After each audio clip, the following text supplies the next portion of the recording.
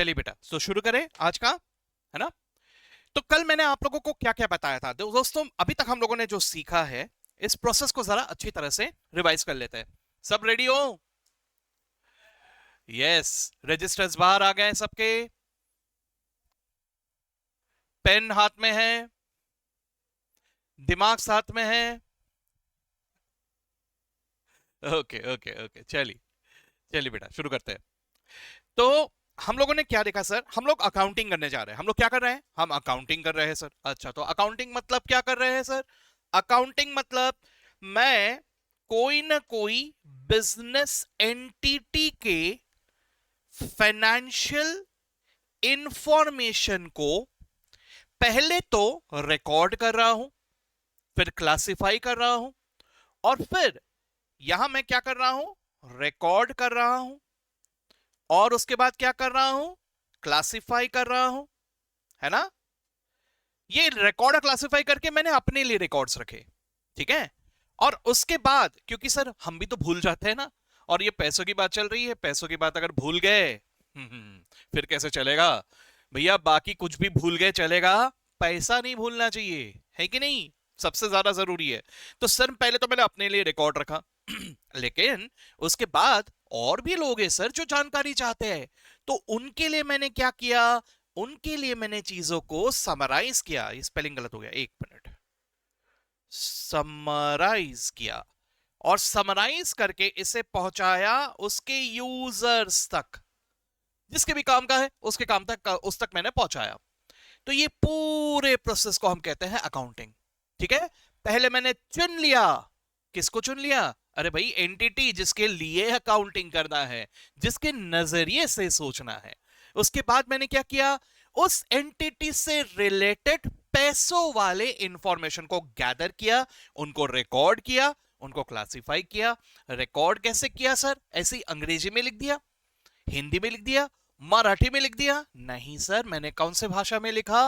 Accounting language में लिखा, है ना। तो अकाउंटिंग भाषा में लिख के चीजें जो स्कैटर्ड हो गए थे उनको क्लासिफाई किया, इंफॉर्मेशन को एक जगह लाया, फिर उसे समराइज करूंगा, और फिर मैं लोगों तक पहुंचाऊंगा। This whole process is accounting, ठीक है। चलिए, हम लोग रिकॉर्डिंग प्रोसेस को समझने की कोशिश कर रहे थे। इस रिकॉर्डिंग प्रोसेस में मैंने आपको बताया कि दो अलग अलग तरह के अप्रोच चलते हैं।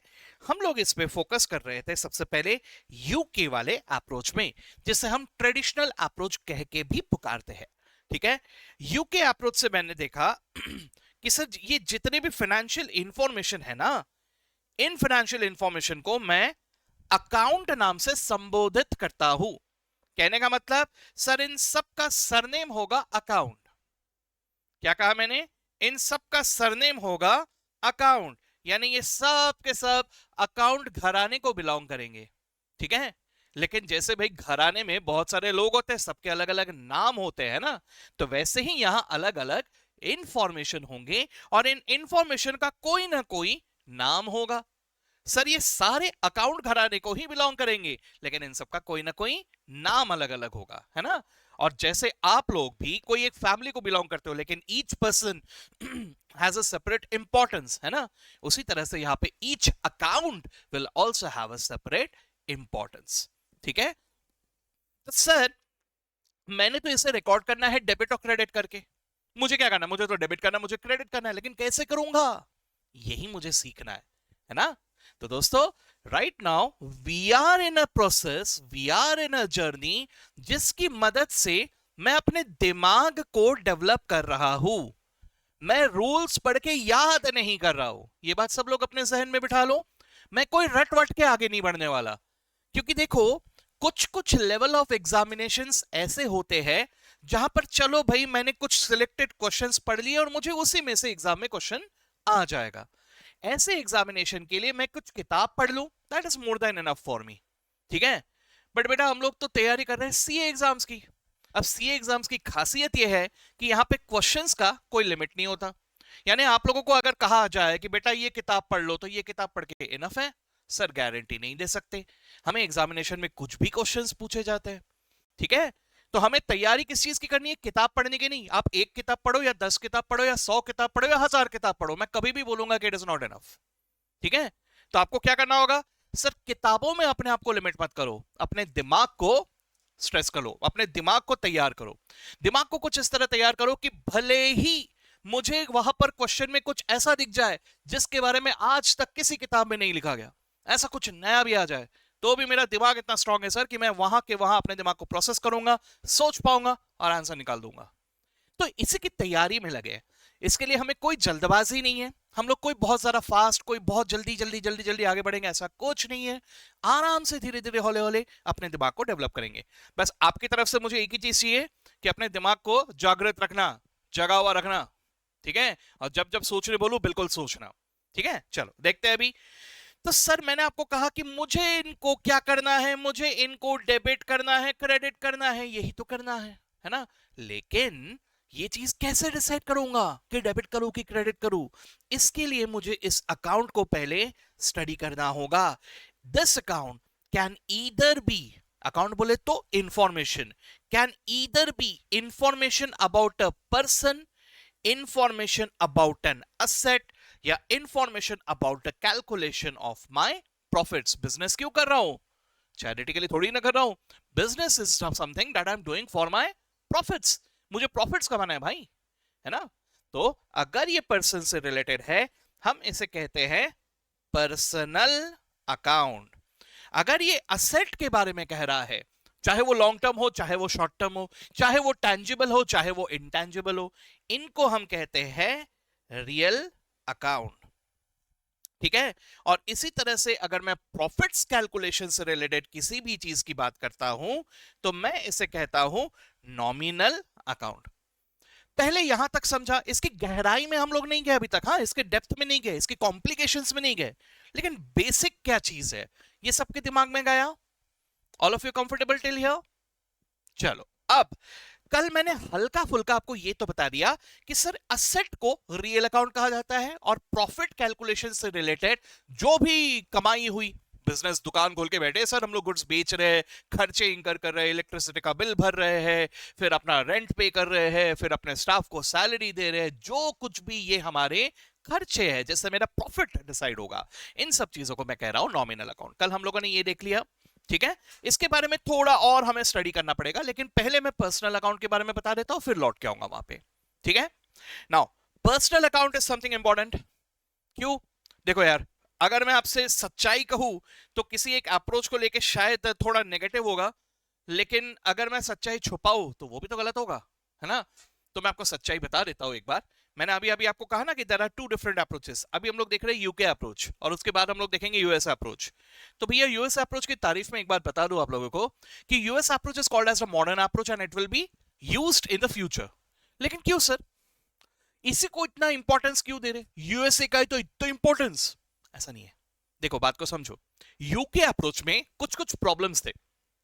देखो नाम में क्या दिखाई दे रहा है, ट्रेडिशनल अप्रोच। ट्रेडिशनल अप्रोच का मतलब क्या हुआ? पुराने जमाने वाला अप्रोच। अब जरा सोच के देखो, जमाने में चेंज आया कि नहीं आया? बिजनेस में चेंज आया है कि नहीं आया? अरे भाई सब चीजों में चेंज आ रहा है। आप फैशन में चेंज आ गया तो बिजनेस में चेंज नहीं आएगा?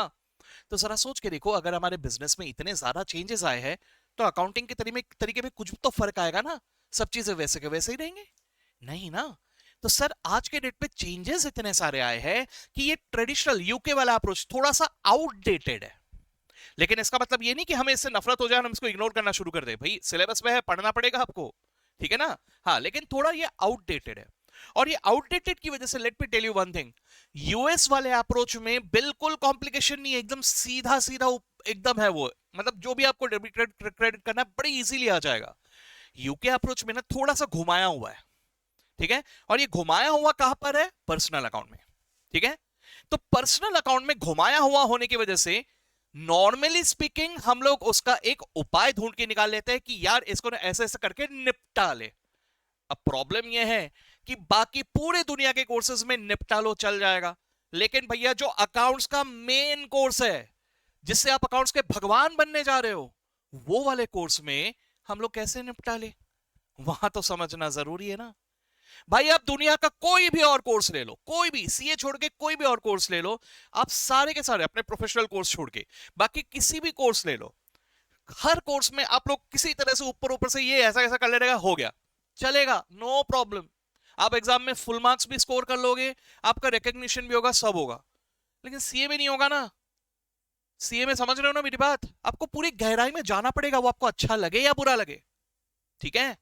तो सर पर्सनल अकाउंट के उस कॉम्प्लिकेशन को जिसको दुनिया इग्नोर करती है वो हमें समझना पड़ेगा, ठीक है। वैसे एक अच्छी बात भी है, अगर दुनिया इग्नोर करती है, ठीक है, दुनिया को नहीं समझ में आता लेकिन हमें समझ में आता है, तो सर हमारी दुकानदारी बढ़ेगी ना।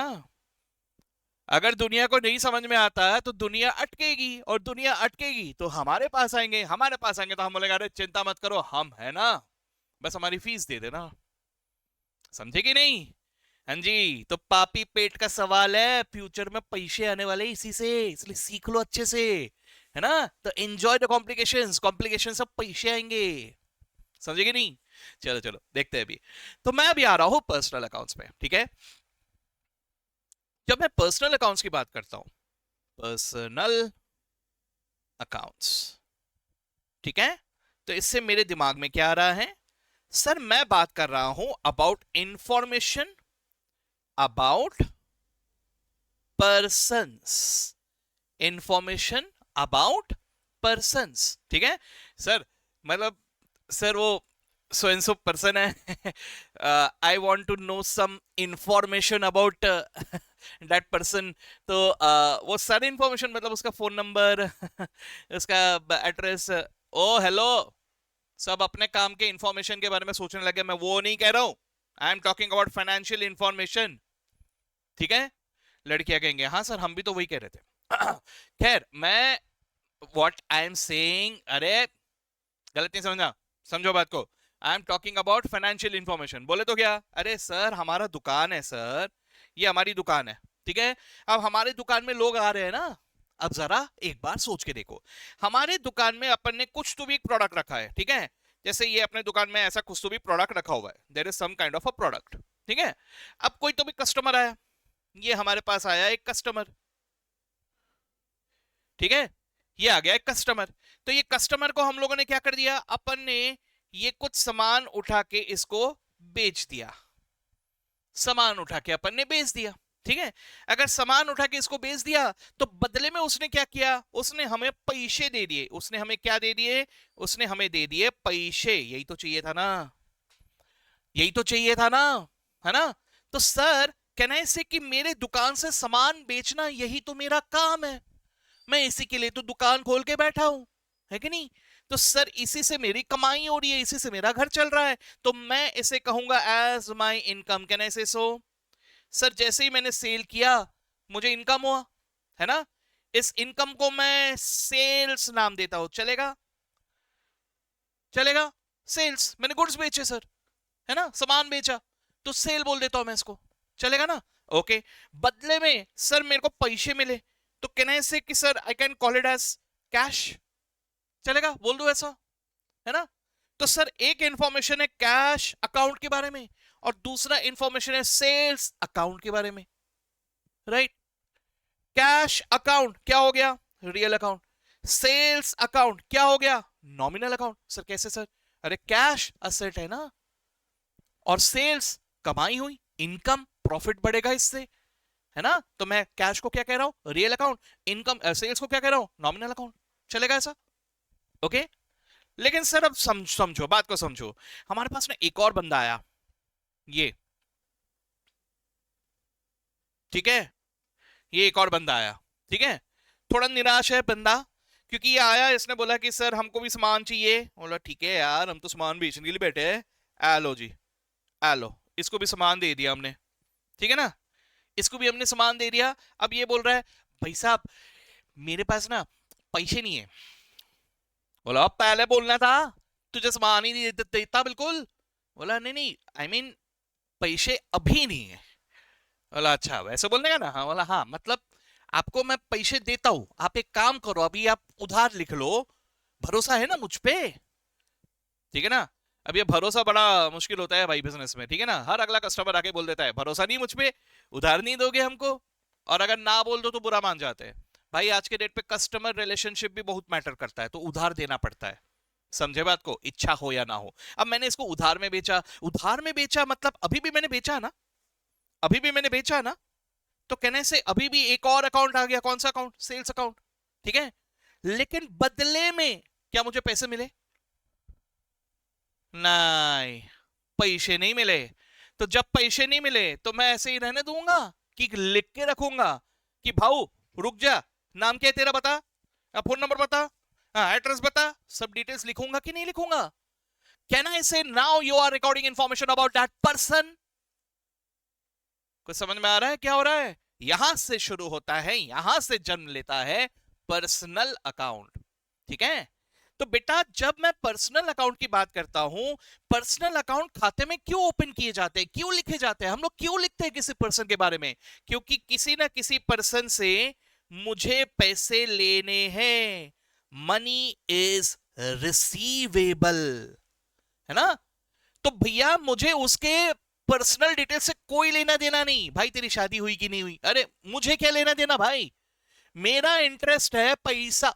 ओके, तो भाई साहब से अगर भाई साहब ऑब्लिक बहन जी ऐसे केस में भी, अच्छा ठीक है मैडम जी, ऑल द बेस्ट, बहन जी मत बोलो सर, हाँ आई मीन मैडम जी, ठीक है। तो सर ओके, तो मुझे अगर आगे वाले से कुछ भी पैसे रिसीवेबल है, मैं उस पर्सन के अकाउंट को क्रिएट कर रहा हूं, मान रहे हो ये बात? ठीक है। तो मेरे बुक्स ऑफ अकाउंट्स में, मेरे बुक्स ऑफ अकाउंट्स में पर्सन का अकाउंट कब आएगा? जब भी उस पर्सन से कोई ना कोई पैसे रिसीवेबल है। लेकिन हर बार रिसीवेबल ही होंगे क्या? हम चाहते तो यही है, लेकिन सर किसी न किसी पर्सन को पैसे पेबल भी तो होंगे, होंगे कि नहीं होंगे? सोच के देखो यार, पैसे देने भी तो होंगे ना। ओके, तो सर ये दोनों हो गए, रिसीवेबल पेबल। ओके, अब रिसीवेबल पेबल ऐसे इंफॉर्मेशन चलते तो जाएंगे, लेकिन कहना है से कि यार अगर मुझे किसी पर्सन से पैसा रिसीवेबल है तो वो हमेशा रिसीवेबल नहीं रहेंगे, वो कभी ना कभी सेटल भी होगा, होगा ना। तो जब सेटल होगा वो पैसे देगा, करेक्ट। और जब पेबल है तो पेबल का भी पैसा कभी ना कभी सेटल होगा, है ना।